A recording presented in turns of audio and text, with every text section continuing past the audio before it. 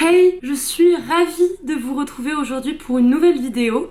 Aujourd'hui, je vais vous parler du tapis rouge au Festival de Cannes parce que j'ai eu l'immense privilège d'être invitée au Festival de Cannes et d'y passer une dizaine de jours au mois de mai dernier grâce au partenariat entre YouTube, le CNC et Arte en fait qui m'ont invitée avec d'autres créateurs et créatrices de contenu à couvrir cet événement de cinéma. J'ai pu du coup regarder plein de films, assister à plein de séances, voir un peu comment ça se passe un tel festival. J'avais vraiment aucune idée de comment ça se déroulait, de quelle était l'atmosphère, etc. Et du coup, a posteriori, j'avais un petit peu envie de vous parler du tapis rouge parce que certes, c'est pas forcément la chose la plus cinéphile dont je puisse parler, mais en même temps, on n'est pas sur une chaîne de cinéma ici, on est plutôt sur une chaîne liée à la mode, si je ne m'abuse. Et surtout parce que, en fait, je me suis rendu compte, quand l'idée a germé dans mon esprit, que le tapis rouge, on l'abordait pas de manière très réfléchie. C'est-à-dire que le tapis rouge, on a plutôt tendance à décrypter un peu les tenues des stars qui défilent. Moi, du coup, j'ai pu faire l'expérience de monter les marches, littéralement, alors que je ne suis personne. Et c'est vrai qu'il y a une émotion particulière liée à ce tapis rouge, autour de ce tapis rouge. C'est peut-être l'aspect le plus médiatisé du festival, le tapis rouge. Et pourtant, je me suis rendu compte qu'on n'avait pas beaucoup de textes théoriques sur ce que ça incarnait, le tapis rouge, sur ce que ça représente dans la psyché collective, dans l'imaginaire commun. En fait, j'avais un peu envie de comprendre dans cette vidéo à quoi il sert ce tapis rouge, pourquoi il existe, pourquoi est-ce qu'on s'y réfère, qu'est-ce qu'il symbolise et surtout pourquoi, ça fait beaucoup de questions je sais, il nous fascine tant, pourquoi est-ce qu'il exerce un tel pouvoir de fascination sur nous autres pauvres mortels. Dans cette vidéo, je vais un petit peu essayer de décrypter tout ça en parlant de moi, ce que j'ai ressenti sur place à Cannes, en parlant aussi de mes recherches que j'ai faites a posteriori, et puis en parlant aussi avec notamment Lou Howard qui est comédienne et qui était aussi dans la résidence CNC Talent avec moi. Moi c'est Lou Howard, je suis comédienne, vidéaste, musicienne et scénariste. Ça y est, je le dis maintenant. Je dis que je suis scénariste, j'ai écrit un scénario, c'est bon, voilà. T'as le droit. Peut-être qu'il est pas bien, mais non, il est formidable. Parce que je l'ai pas écrit toute seule. Et Ambroise Carminati, aussi créateur de contenu sur internet, réalisateur, scénariste, plein de choses, comédien. Bonjour, je m'appelle Ambroise Carminati, je suis auteur, réalisateur et comédien à Paris et j'ai une chaîne YouTube qui s'appelle Sympa Cool. Et j'ai pu discuter avec eux un peu de ce qu'incarnait le tapis rouge pour eux. Donc je vais insérer des clips de eux. Okay. Tu comprends? Attends, je comprends. Pour agrémenter un peu mon propos, ma réflexion. Et aussi des clips que j'ai tournés sur place, d'images sur place, parce qu'il y a quand même une ambiance très particulière. Ah, le tapis rouge, putain, il est incroyable. Cool. Et j'avais un peu envie de vous la transmettre dans cette vidéo. Maintenant, je vous conseille de vous faire un petit thé, un petit café, parce qu'à mon avis, ça va être très long, plus long que d'habitude, oui c'est possible. Et puis allons-y sans plus tarder. Le tapis rouge est très médiatisé, c'est probablement, comme je le disais, l'élément le plus médiatisé du Festival de Cannes, et pourtant il a mauvaise presse. À un moment, l'attention entière du monde s'incarne quelque part. Alors évidemment, il y a plein de gens qui s'en fichent complètement, mais quand même, c'est le centre du monde. Et moi qui aime beaucoup le football, je trouve que c'est une bonne analogie avec le ballon de football. Bon, n'importe quel sport collectif, mais le football en particulier, parce qu'on ne peut pas attraper le ballon. Donc on l'a au pied, mais on ne peut pas le garder. Le ballon, c'est le centre de l'attention. Et tout le monde, avec les yeux, suit le ballon. Et il y en a qui l'ont, puis il y en a qui l'ont plus, puis il y en a qui ne le touchent pas, puis il y en a qui sortent du terrain et tout. Donc voilà, je dirais que le tapis rouge, pour moi, c'est l'œil du cyclone, quoi. Pour certains puristes du cinéma, le tapis rouge dénature la fonction du Festival de Cannes. Et notamment un chercheur et un sociologue spécialisé en cinéma qui s'appelle Arnaud Esquer, il a écrit en chapeau d'un de ses articles disponibles sur Cairn, je cite, « Considérer que le festival débute, s'arrête ou est contenu entièrement ou presque par un tapis rouge, c'est se méprendre. Une ondée des marches, des flashs qui crépitent, des caméras qui tournent, des stars qui défilent, des badauds qui se pressent pour les apercevoir, tout ceci n'est qu'une infime partie du Festival de Cannes. Certes, c'est celle dont de nombreux médias rendent compte, si bien qu'elle frappe ceux qui le regardent. Mais il s'agit d'éléments qui forment une enveloppe extérieure du festival et qui focalisent l'attention de ceux qui n'ont pas accès à celui-ci. Le festival de Cannes comporte bien d'autres relations sociales que les échanges assez limités de surcroît entre des stars et des photographes sur un escalier. Je voulais vous citer ce petit chapeau quand même de notre cher Arnaud Esquer parce que pour moi, il contient tout le mépris, tout l'élitisme, tout ce que je vais essayer d'un peu démonter dans cette vidéo finalement, tout le dédain de la recherche mais aussi du milieu du cinéma, du milieu cinéphile, quant au sujet qui touche à la célébrité, aux images, au tapis rouge, à tout ce qui s'apparente à une sorte de vaine superficialité. Or, vous l'avez compris si vous me suivez, sur ma chaîne, on s'intéresse à la superficialité en profondeur et on prend son parti de manière générale. En fait, cette critique que moi je trouve méprisante et élitiste, elle vient d'une paranoïa des images, d'une peur des images. Et cette peur et cette paranoïa des images, elle nous vient elle-même d'un ouvrage écrit en 1963 par Guy Debord qui s'intitule La société du spectacle. En gros, il écrit, je cite, « Toute la vie des sociétés dans lesquelles règnent les conditions modernes de production s'annonce comme une immense accumulation de spectacles. Tout ce qui était directement vécu s'est éloigné dans une représentation. » Et d'ailleurs, il y a cette idée qu'à Cannes, l'être de Cannes, l'essence de Cannes, ce sont les films. Alors, je suis bien d'accord avec ça, ne vous méprenez pas, mais selon moi, c'est, comme je le disais, comme je le répète, peut-être un des objets du Festival de Cannes qui est le plus médiatisé, à une époque où les salles de cinéma n'ont jamais été aussi vides. Et pour moi, ça, c'est essentiel. Alors j'ai jamais fait d'autres festivals de cinéma que le Festival de Cannes, mais il me semble qu'à Cannes il se passe quelque chose quand même de très particulier parce que Cannes c'est en fait synonyme de starification des artistes qui sont présents, des artistes qui viennent présenter et défendre leurs films. Ils deviennent, en passant par la case Cannes, en montant ces marches, en traversant, en foulant le tapis rouge, ils deviennent véritablement des stars. Ils sont couronnés de cette manière. Et ça, c'est aussi un journaliste qui s'appelle Yves Mourouzi qui l'a écrit en 1992. Il dit, je cite, « Oui, cette mise en scène est une sacralisation. » Et pour que cette sacralisation puisse avoir lieu, eh bien, Thierry Frémaux, le délégué général du festival, donc la personne la plus importante du Festival de Cannes, il a décidé d'interdire les selfies sur le tapis rouge. Ce n'est plus possible de prendre de selfies sur le tapis rouge parce que, il dit, on ne vient pas sur le tapis rouge pour se voir, mais pour voir, pour vivre, pour ressentir et pour rendre hommage à des cinéastes et des artistes. Pas pour se retrouver comme à la foire du trône en train de faire des photos de famille. Frémaux insiste, Cannes est basé sur le désir, le secret, sur une tradition d'élégance. Le selfie vient endommager le tapis. Le tapis rouge doit alimenter le rêve, la fascination, l'élégance, une forme de distance du coup avec ces célébrités qu'on vient voir, qu'on vient applaudir, qu'on vient clamer littéralement. Et les selfies contrecarrent ça. Parce que les selfies vont venir prouver que des gens comme moi typiquement peuvent y aller. Donc ils perdent de sa valeur. Et attention, moi quand j'ai monté les marches, alors Ambroise avait subtilement pris mon téléphone pour quand même faire une petite vidéo, je vous mets le clip tout de suite.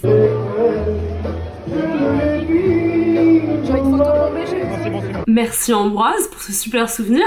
Et ben on s'est fait engueuler par les gardes qui sont là, comme ça, tels des pingouins, aux quatre coins du tapis rouge, on s'est littéralement fait engueuler.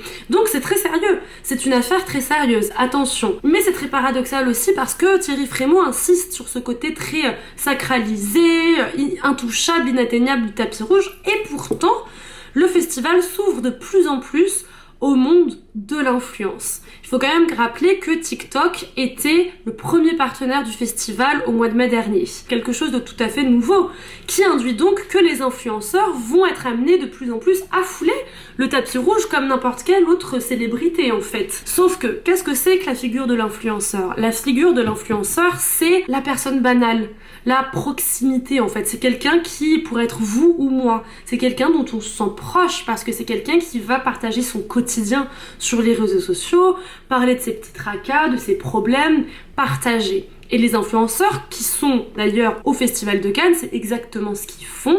Ils relatent sur leurs réseaux sociaux les coulisses, la montée des marches, comment ils ont choisi leur maquillage, comment ils ont choisi leur robe. On va vraiment venir raconter une autre histoire sur le tapis rouge, une histoire désacraliser du coup. Inviter les influenceurs et puis faire de TikTok le premier partenaire du festival, bien que évidemment ce sont des considérations économiques qui sont prises en compte et non pas des considérations philosophiques, et c'est incorporer finalement une proximité, l'essence même du banal au sein du festival et plus précisément sur le tapis rouge. Cette montée des marches, on dirait presque un rite ou une sorte de procession littéralement.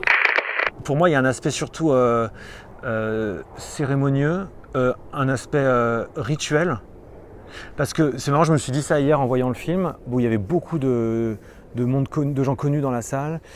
C'était une projection prestigieuse. Et je me suis dit, mais ce qui est quand même génial, c'est qu'il y a un moment, une fois les appareils photo éteints, on va tous passer 2h15 à regarder un film de cinéma d'auteur qui est extraordinaire. Et tout ce qui précédait, c'était un rite. Il n'y aurait pas le film après, personne s'amuserait à monter les marches, à se prendre en photo. C'est une espèce de rite presque qui doit venir du fond des âges, où on prend le temps de préparer, de s'habiller, de se décorer, de se peindre, d'installer les choses, et ensuite on assiste à l'œuvre qui nous envoûte tous, quoi. Il y a la foule qui clame les acteurs. Les acteurs, ils arrivent comme ça à la file indienne dans des voitures aux vitres teintées pour qu'on ne puisse pas les voir évidemment, et ils sortent un après l'autre de leur voiture pour aller fouler le tapis rouge alors que les photographes les attendent et les inondent de flash. Sur le tapis rouge, il faut aussi savoir qu'il y a des petits mecs dont le job c'est de chorégraphier tout ce qui s'y passe. Donc l'équipe va arriver, va s'avancer, et c'est ces petits mecs qui sont a priori invisibles, eux ne sont pas photographiés en tout cas, qui vont dire droite, gauche, devant, derrière, machin. Et les stars obéissent, évidemment, elles se retournent, elles vont photographier à droite, à gauche, devant, derrière, elles vont s'avancer, elles vont monter les marches, et en haut des marches, Thierry Frémaux les attend. Le délégué général du Festival de Cannes les attend pour les saluer, leur faire la bise et faire la fameuse photo où ils sont tous comme ça en randonnion tout en haut des marches. Et une fois que la photo est prise avec Thierry Frémaux, ils vont tous rentrer à l'intérieur du Grand Théâtre Lumière parce que cette grande salle s'appelle le Grand Théâtre Lumière. Déjà le nom, ça dit déjà tout. Une fois que l'équipe intègre le Grand Théâtre Lumière, les spectateurs, genre moi, on est tous déjà assis. C'est-à-dire que moi, par exemple, j'avais des invitations pour aller voir ces films. Moi, je passais bien avant les stars sur le tapis rouge. On passait tous comme ça, les spectateurs un peu lambda, les gens qui servent à rien. On passe avant tout le monde, on va s'installer. Puis, il y a les voitures qui arrivent avec toutes les stars. Il y a, comme je le disais, toute cette procession qui prend place. Ils arrivent dans le Grand Théâtre Lumière. Les lumières s'éteignent.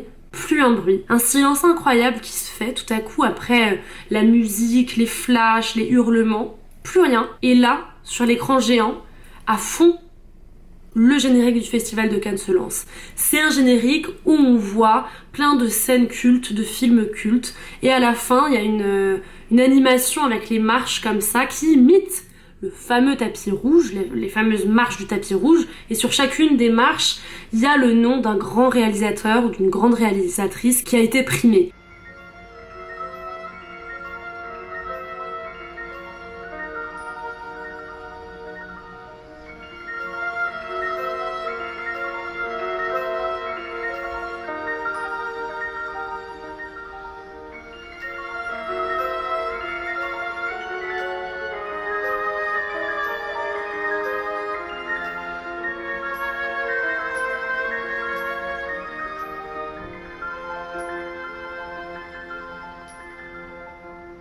Et une fois que ce générique est terminé, le film se lance. Le film qui attend à son tour son couronnement ou pas. Regarder un film à 2500 personnes ou 3000, je sais pas combien de personnes dans la salle lumière, ensemble, c'est une expérience qui demande de se mettre en condition, quoi. C'est pas juste, allez, venez, on regarde, quoi. Donc c'est quand même fou tout ce qui se fait autour de ce tapis rouge. Je veux dire, on est tous ensemble dans une espèce d'expérience collective quand on y prend part. Et il y a aussi cette dimension religieuse parce que quand on observe ces stars qui montent sur le tapis rouge et qui montent les marches, on a la sensation d'être touché par la grâce. La notion de grâce, c'est notamment la sociologue Nathalie Heinisch qui en parle dans son ouvrage De la visibilité. Attention, Nathalie Heinisch j'ai lu sa fiche wiki, politiquement ça a l'air d'être une grosse merde. Donc je suis désolée de relater son propos, mais je peux pas trop faire autrement, je suis obligée de la créditer parce que vraiment, sur ce concept de visibilité, sur ce qui se passe sur le tapis rouge, elle dit des choses vraiment éloquentes, vraiment pertinentes. En gros, le principe de la grâce, c'est un principe qui consiste à nous faire penser qu'il est normal qu'il existe plus grand que nous. Qu'il existe des personnes, voilà, qui soient meilleures, sans qu'ils l'aient vraiment mérité. En fait, ces personnes ont reçu la grâce de leur grandeur et nous font grâce à leur tour de leur présence. Nathalie Heinisch, elle nous dit que la star, le corps de la célébrité qu'on regarde sur le tapis rouge, devient une impression factice, du plastique sans plasticité, une carnation désincarnée. Cette idée de carnation désincarnée, elle est vraiment révélatrice parce que l'image du corps de la star qu'on voit sur le tapis rouge, elle génère certes une fascination, mais elle a aussi pour pouvoir d'instaurer une grande distance entre la star et soi. On n'a pas l'impression de faire partie du même monde, quoi. D'ailleurs, c'est pas qu'une impression, si je puis me permettre. Cette star, elle est coupée de toute matérialité. Tandis que les personnes autour, qui sont en train de l'acclamer, de crier son nom, d'essayer d'attraper un autographe ou une photo avec elle, ces personnes incarnent une humanité en chair et en os. C'est aussi Roland Barthes qui en parle, alors il parle pas lui du tapis rouge, mais il parle des photographies du studio Harcourt. Vous savez, c'est les photos en studio en noir et blanc hyper connues, de plein d'acteurs et d'actrices très connus, très belles, avec un très beau noir et blanc, très lissé presque, moi je trouve comme photo. Il écrit au sujet de ces photos et au sujet de l'acteur qui se prend en photo par le studio Harcourt, il dit « L'acteur, débarrassé de l'enveloppe trop incarnée du métier, rejoint son essence rituelle de héros, d'archétype humain, situé à la limite des normes physiques des autres hommes. Le visage est ici un objet romanesque. Son impassibilité, sa patte divine, suspend la vérité quotidienne et donne le trouble, le délire et finalement la sécurité d'une vérité supérieure. La star, sur un tapis rouge, elle est à la limite des normes physiques de l'homme normalement constitué. La star, sur un tapis rouge, c'est l'archétype humain, c'est le héros. Elle a une patte divine, comme le dit si bien Barthes. Et nous, face à ça, on ne peut que être troublés. C'est la réaction normale en fait. Comme si la présence de la star éclipsait tout le reste. Et que nous, on était submergés par cette lumière qui irradie notre propre présence. On est hors de nous-mêmes. Et ça, quand même, c'est assez fort parce que c'est rare dans la vie de tous les jours de se sentir hors de soi. Et donc sur le tapis rouge, il se passe une espèce de métamorphose comme ça étrange. On voit un être humain devenir un demi-dieu. Et ce corps, il devient céleste. Il réalise l'utopie du corps au sens foucaldien du terme. Michel Foucault, c'est un philosophe du XXe siècle. Il a donné une conférence pour France Inter dans les années 70 ou 80, il me semble, qui s'appelle Le corps utopique. Je vous conseille vivement de l'écouter ou bien de la lire parce que c'est magnifique. Moi, c'est un de mes fragments de philo préférés ever. Et dans cette conférence, il parle beaucoup du corps, de la haine que les êtres humains entretiennent vis-à-vis de leur propre corps. Et il y a notamment un passage où il va parler de ce que c'est que l'utopie du corps. Qu'est-ce que ça serait un corps utopique ? L'utopie, c'est un lieu hors de tous les lieux. Et c'est un lieu où j'aurai un corps sans corps. Un corps qui sera beau, limpide, transparent, lumineux, véloce, colossal dans cette puissance, infini dans cette durée, délié, invisible, protégé, toujours transfiguré. Et il se peut bien que l'utopie première, celle qui est le plus indéracinable dans le cœur des hommes, ce soit précisément l'utopie d'un corps incorporel. Voilà pourquoi on est un petit peu happé par le tapis rouge, par ce qui s'y passe, par les images qui y sont produites. Néanmoins, cette modalité-là de fascination n'est pas la seule à s'activer puisque le tapis rouge permet aussi à la star de faire acte de présence, mais c'est aussi une manière pour nous, spectateurs et spectatrices, de valider notre existence. On en parle tout de suite. En gros, le tapis rouge, il permet aux acteurs, aux actrices, aux réalisateurs et aux réalisatrices, à toutes les équipes de tournage des films, etc., d'établir un contact avec leur public. Mais il n'y a pas que les stars qui prouvent leur existence sur le tapis rouge. Moi, du coup, quand je suis montée sur ce tapis rouge, j'ai ressenti plein de choses. J'ai ressenti beaucoup de choses, mais aussi j'ai ressenti cette sensation de compter, d'exister vraiment, d'être quelqu'un, quoi. Et on est quand même dans une société où ce principe de visibilité, d'être quelqu'un en vue, d'être vu, d'être reconnu, il est fondamental. En fait, j'ai pas monté les marches pour présenter un film, mais néanmoins, ça reste quand même un symbole très très fort d'exposition où en fait tu marches, 2 secondes après, il y a Anna Thaoué qui marche derrière toi. Enfin, il y a un truc assez surréaliste où tu te dis, je suis en train de partager le même espace-temps que des légendes du cinéma. Et en tant que jeune comédienne, de dire, bah voilà, j'étais là, à ce rendez-vous du cinéma qui est très attendu dans le monde entier, bah ça c'est vraiment très fort. Et quoi qu'on en dise, c'est un endroit où l'exercice, bah, c'est d'être regardé et de se montrer. Donc en fait, quand même, les gens te regardent, quoi. On a besoin en fait de ça pour se sentir validé, pour se sentir exister. Donc il y a quelque part une fonction presque cathartique dans cette expérience-là. En apparence, c'est facile de juger en se disant il y a un truc qui ne va pas avec ce tapis rouge, et en même temps, j'ai envie parfois de faire confiance à l'inconscient de l'humain et dire si l'humain fait ça, c'est qu'il y a une raison, ça lui fait du bien. Ça vient soigner quelque chose. Ça vient soigner quelque chose, ça vient aider quelque chose, ça vient, c'est des grands mots, ça vient faire rêver, ça vient donner l'espérance d'eux. Moi, si j'ai pas vu de photo de tapis rouge, j'aurais peut-être pas eu envie à tout prix de faire ce métier en fait. En fait, il y a tout un truc qui se met en place, c'est-à-dire que les personnes comme vous et moi, qui ont des billets pour aller au Grand Théâtre Lumière assister à la séance, on va donc fouler le tapis rouge avant toutes les stars, comme je le disais, mais on est aussi soumis au dress code. On doit aussi jouer le jeu. Et on peut aussi se faire prendre en photo et récupérer une photo en échange de 40 balles à peu près. Et les gens le font, les gens jouent le jeu à fond. Il y a quelque chose d'essentiel dans cette expérience. Il y a même des gens qui vont même pas voir la séance après, qui font ça juste pour passer sur les marches, avoir leur photo, la partager sur Insta, et qui ne vont pas voir le film après. Encore une fois, je dis ça avec beaucoup de tendresse, et sans jugement, même si je me marre. Il y a quand même du jugement, faut le dire. Mais il y a quelque chose d'assez essentiel là, dans notre rapport à notre existence, et dans la fonction de validation qu'est le tapis rouge, mais aussi de memento mori. Quand on marche sur ce tapis rouge, on est vu, on a la sensation d'être mis en valeur. Donc il y a déjà tout un contexte de rapport de classe qui est important à noter. On se sent validé, on sent qu'on est quelqu'un. We made it, somehow. En fait, c'est fascinant parce que ça nous dit, ok, en fait, ces gens-là existent. Je le sais parce que je les ai vus dans des films, tout le monde les valide, tout le monde les connaît. Donc si moi je suis dans la même pièce qu'eux ou si je suis sur le même tapis qu'eux, c'est-à-dire que j'existe aussi. Et à ce sujet, ça me rappelle un passage d'un livre de Romain Gary qui s'appelle Chien blanc, où il parle, ça se passe pendant les émeutes raciales aux États-Unis dans les années 60.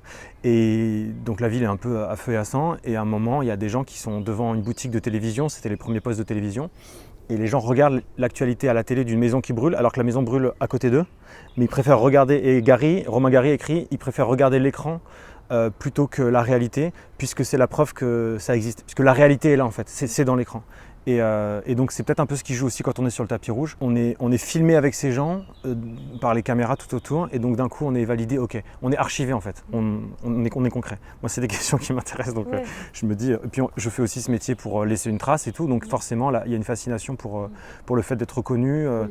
Ouais, pour l'image, avec l'image en tant que trace que tu laisses dans la rétine et dans du coup l'imaginaire. C'est comme si on assistait en direct au moment où on se fait graver dans le marbre, quoi. Ouais. Un truc un peu comme ça. La médiatisation, c'est une preuve de la réalité. Et même, on peut aller plus loin, la médiatisation est plus réelle que la réalité. Elle est plus valable, elle dit plus que la réalité. Donc dans notre société, on assiste à une déréalisation de la réalité. On a besoin d'un support, d'une médiatisation pour se rendre compte qu'on est en vie. C'est très troublant de se dire effectivement que l'irréel devient réel. On le vit tous les jours sur nos téléphones. C'est vrai que ça fait du bien de se voir sur une photo quelque part. Je ne sais pas ce que ça veut dire exactement de la peur qu'on a d'être oublié, effacé dans le temps, mais en tout cas c'est sûr qu'il y a un problème de notre gestion de l'éphémère. Alors voilà, c'est une manière pour les stars comme pour nous de faire acte de présence, de vérifier qu'on est bien en vie, quoi, quelque part, genre oui, c'est bon. Mais cet acte de présence ne peut s'opérer que si le corps est extrêmement apprêté. Il y a toute une codification autour du tapis rouge à Cannes sur ce qu'on peut porter, ce qu'on va porter, ce qu'on va mettre, ce qui est considéré comme étant beau, classieux, élégant, etc. C'est un festival vraiment très intéressant d'un point de vue de la mode. C'est un festival de cinéma pas comme les autres, parce que c'est un des festivals qui a encore ce fameux adage, les hommes sont obligés de porter un costume avec un nœud pape. Et les femmes, alors elles ont quand même le droit de ne plus porter de talons, mais c'est quand même assez récent. Il y a vraiment tout un vocabulaire du glamour selon Cannes. Parce que le tapis rouge à Cannes, il fabrique un fantasme de ce que c'est le cinéma aussi. Mais il y a une forme de jeu là-dedans, de mascarade, c'est un jeu social et le tapis rouge, il est le lieu de ce jeu social. De toute façon, Cannes, de manière générale, c'est un énorme jeu. C'est un jeu de rôle où on enfile un costume, on enfile une parure pour jouer un rôle, quoi. Après, c'est rigolo parce que c'est mon métier, donc moi j'aime bien ça. L'actrice qu'on voit à l'écran, c'est pas l'humain derrière. Et en fait, en tant qu'actrice, c'est vachement pertinent d'aller montrer quelque chose que les gens n'ont pas l'habitude de voir. Moi, c'est aussi pour ça que je voulais un costume. Je me suis toujours dit, ma première montée des marches, je ne porterai pas de robe, je porterai un costume. Et pourquoi ? Parce que j'ai conscience de mon physique et j'ai conscience de ce que je représente sur mon visage. J'ai un visage très juvénile, qui a l'air très innocent et gentil, de ce que me disent les gens. Donc en fait, j'avais un peu envie aussi de... Je me suis coupé les cheveux il n'y a pas longtemps aussi, j'avais envie de casser cette image et d'avoir un truc un peu moins, je mets des gros guillemets quand je dis ça, féminin, dans ce que représentent les codes de la féminité. J'avais envie d'avoir une tenue un peu plus, je remets des gros guillemets, masculine, parce que le costume, c'est par exemple, quand on est identifié comme homme, c'est obligatoire d'avoir un costume et d'avoir un petit nœud papillon. Quand on cherche les articles dans Vogue, Harper's Bazaar ou Elle, des tenues qui ont le plus marqué le Festival de Cannes, qu'il s'agit de celui de cette année ou de toute époque confondue, et ben on a une silhouette qui est glamour par essence, et je vais essayer de vous la définir parce que déjà il y a une dominante de noir et blanc. Il y a presque que du noir et blanc. Il y a aussi une espèce de forme d'épure, de simplicité dans les formes. Il y a quasiment que des robes longues d'ailleurs. Pas mal d'éléments du vieil Hollywood, version un peu français avec un twist. Genre cette année il y avait notamment beaucoup de gants longs. Il y avait les gants Copernic de Adèle Exarchopoulos, il y avait ceux Valentino de Tuna Kunake, il y avait ceux d'Isabelle Goulard, enfin il y en avait vraiment beaucoup. Ça c'est vraiment l'emblème de la femme fatale du vieil Hollywood dans les années 50. Folks were putting the blame on the lady known as Lou. That's the story that went around, but here's the real lowdown. Il y a aussi beaucoup de bustiers, Sophie Marceau, Candice Swanopel, Elle Fanning, etc. Des robes noires, on ne sait plus quoi en faire. Anna Girardot, Emrata, Maggie Gyllenhaal, Eva Herzigova, Charlotte Casiraghi, Marine Vact. Marine Vact qui d'ailleurs était très Birkin dans sa dentelle transparente cette année. Beaucoup de diamants. Virginia Efira, Julia Roberts, Deepika Padukone, Sarah Sampaio, etc. Et selon moi aussi la tenue d'Anna Hathaway qui montait les marches pour le film Armageddon Time, qui est vraiment super, je vous le conseille par ailleurs, qui est une tenue typiquement cannoise pour moi, qui est très propre à cette notion de glamour en fait réactualisée à Cannes année après année. Et puis il y a aussi forcément Bella Hadid qui fait sensation année après année à Cannes, et cette année notamment elle portait une robe Versace des années 80, assez sublime, bustier, noir, avec un chignon laqué, et avec un jeu de volume qui vient moderniser un peu cette robe, mais cette robe qui est quand même archi classique, archi glamour, très efficace. C'est un look très cinéma. Et d'ailleurs, tous ces looks, même les années passées, ce sont des looks qui incarnent le style un peu Cannes, le style très classieux comme j'essaie de vous faire comprendre. J'ai lu un article du Harper's Bazaar intitulé les 50 Best Cannes Film Festival Dresses of All Time, un truc comme ça. La première robe de leur carrousel, c'est une robe portée par Blake Lively en Gucci 2014. Et on peut pas faire plus vieille Hollywood que ça, avec le chignon XXL, les diamants, le bustier, le noir et blanc, la robe longue, les ongles rouges. C'est littéralement la combinaison de tous les codes dont je vous parlais. Et puis même aux autres périodes, on peut notamment penser à Claudia Schiffer, à Kate Moss en 98, Sophia Loren dans les années 50, Brigitte Bardot, Catherine Deneuve, Jane Mansfield. Toutes ces tenues sont des tenues qui viennent exacerber le mythe de Cannes. Et si je vous parle presque uniquement d'ailleurs, de femmes sur ce tapis rouge à Cannes, c'est pas un hasard, c'est parce qu'il y a un lien intrinsèque entre le tapis rouge et la féminité, et je vous en parle tout de suite. Le tapis rouge, il est souvent utilisé en porte-parole, en porte-drapeau, pour des happenings politiques, pour faire passer des messages politiques. Vu la médiatisation que ça a, c'est forcément toujours très smart de faire passer un message. Cette année, il y a eu une action qui a été faite et qui concernait d'ailleurs la cause féminine. Alors je vais pas vous parler forcément de cette action précisément ou des actions en tant que telles politisées sur le tapis rouge, mais j'ai plutôt envie de vous parler de ce que ça représente pour une femme que de fouler ce tapis rouge et de se faire mitrailler. Et si je utilise ce verbe, c'est pas un hasard non plus. C'est d'ailleurs très très intéressant parce que je parlais quand même du parallèle religieux qu'on peut opérer, et moi ce qui m'a frappée, c'est aussi la dimension sacrificielle qu'il y a dans ce tapis rouge quand on voit une femme sursapée, très très belle, maquillée, certes intouchable, mais qui est mitraillée par des centaines de photographes qui sont quasi exclusivement des hommes, qui ont tous le même costume et qui crient son prénom, qui hurlent son prénom avec les flashs qui crépitent comme ça. C'est très très impressionnant à voir. Je me rappelle notamment de cette séance le lundi soir, c'était la séance de minuit. Moi j'attendais pour aller voir le documentaire sur David Bowie, et c'était la sortie de la séance Les Crimes du futur de Cronenberg qui était en compétition avec notamment Kristen Stewart. L'équipe de Crimes of the Future sur le tapis rouge.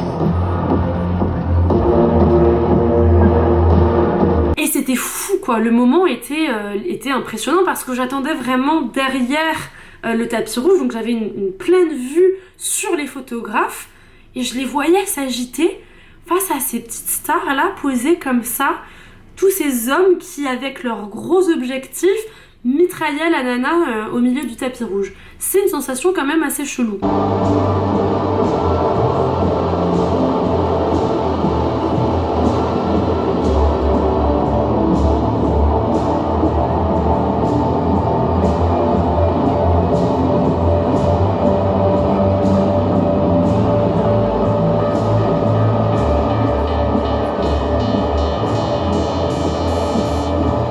Et puis il y a cette dimension sacrificielle, notamment quand on pense à tout ce que ça demande pour une actrice de travail esthétique pour se présenter sur un tapis rouge. C'est littéralement un labeur, un travail esthétique de se présenter sur un tapis rouge. Je veux dire, ça induit quand même une équipe avec des maquilleurs, des stylistes, des personnes qui viennent faire les cheveux, les ongles, les machins. Enfin, il y a toute une armée derrière, quoi, qui vient préparer le corps, modeler le corps de la nana pour qu'elle puisse faire cet exercice, faire cette traversée littéralement quoi, monter les marches. Et surtout pour qu'elle puisse correspondre aussi aux idéaux, aux stéréotypes de la féminité, parce que qui dit code du glamour assez classique, dit forcément code patriarcaux.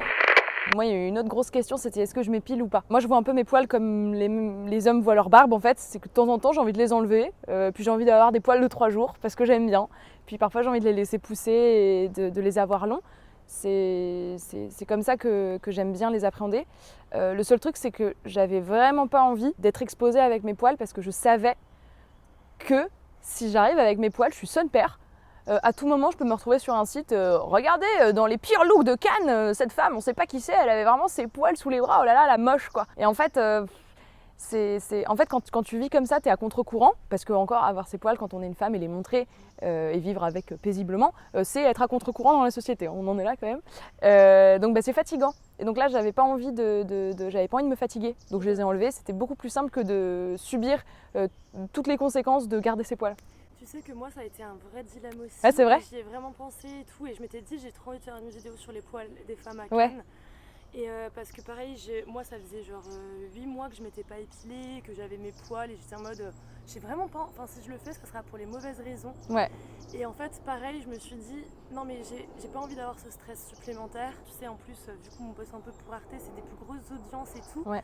Et du coup pour cette raison là je les ai aussi enlevés, mais c'est terrible, enfin c'est trop triste quoi. Ouais, on le fait pas. En fait, on le fait pour éviter des trucs qui sont extérieurs à nous, pour éviter des conséquences qui sont extérieures au regard qu'on porte sur nous-mêmes. Parce que nous, on est à l'aise. Enfin, moi, je suis à l'aise avec le regard que je porte sur mes poils, ça me dérange pas. Et par exemple, est-ce que tu pourrais envisager, si t'es connu un jour et que tu viens présenter un film à Cannes dans lequel t'as joué ou que t'as écrit, est-ce que tu pourrais faire un truc pareil? Oui. Ouais. C'est un des premiers trucs que je ferais, je pense. Ouais. J'ai toujours l'image de Julia Roberts qui avait défilé, je sais plus pourquoi, mais qui avait défilé avec ses poils et qui avait levé ses bras et qui les avait montrés.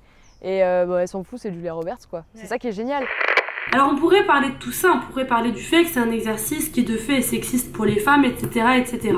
Sauf que moi j'ai aussi envie d'y voir une potentialité subversive, d'y voir un peu un retournement de paradigme, un retournement de situation qui se passe lorsqu'une femme est trop visible, comme sur un tapis rouge notamment, c'est qu'elle acquiert un certain pouvoir qui auparavant lui était conféré par le biais de son association à un homme, par le statut marital en fait. Et le statut marital, le cadre traditionnel du mariage, c'est un cadre dans lequel la femme demeure souvent invisibilisée ou mise à l'écart. Là au contraire, toutes les lumières sont sur elle. C'est une manière de s'imposer à autrui, surtout quand on pense au fait que les actrices, dans les films, elles ont pas toujours leur mot à dire. Le métier d'acteur, mais surtout d'actrice, je pense, il est quand même assez ambigu. L'actrice, elle peut être la marionnette du réalisateur ou de la réalisatrice assez facilement. C'est une opérationnelle. Elle fait ce qu'on lui dit de faire. Elle apprend par cœur un script qui a déjà été écrit. Elle réalise les indications scéniques et de jeu qu'on va lui dire de réaliser. Elle porte les habits que la costumière a choisis pour elle. Lors du tapis rouge, c'est elle qui choisit, c'est elle qui se montre en tant qu'elle-même. Et ça, c'est assez fort. Cette propension à être extrêmement visible, à se fondre dans la visibilité, à se montrer, à faire sensation sur un tapis rouge, c'est une qualité typiquement féminine. Et c'est pour ça, précisément, qu'elle est dévalorisée dans les sphères élitistes et intellectuelles. C'est pour ça aussi que le tapis rouge, c'est toujours un truc pour adolescentes, quoi. Une personne qui s'exhibe trop, une femme qui s'exhibe trop, qui est trop vue, trop commentée, dont le corps est montré à tous, offert quelque part, une femme publique, c'est une femme impudique, et donc impure. On y voit une forme d'exhibitionnisme, ce qui pourrait arriver de pire à la femme, parce que l'exhibitionnisme, ça se rapproche beaucoup à la prostitution. Quand on pense à tout ça, on comprend qu'il y a donc un enjeu politique assez intéressant, assez pertinent et assez subversif dans la montée des marches à Cannes pour les actrices. Ça leur permet de faire un pied de nez à ces valeurs et ces concepts traditionnels de pudeur, de pureté, de virginité et j'en passe.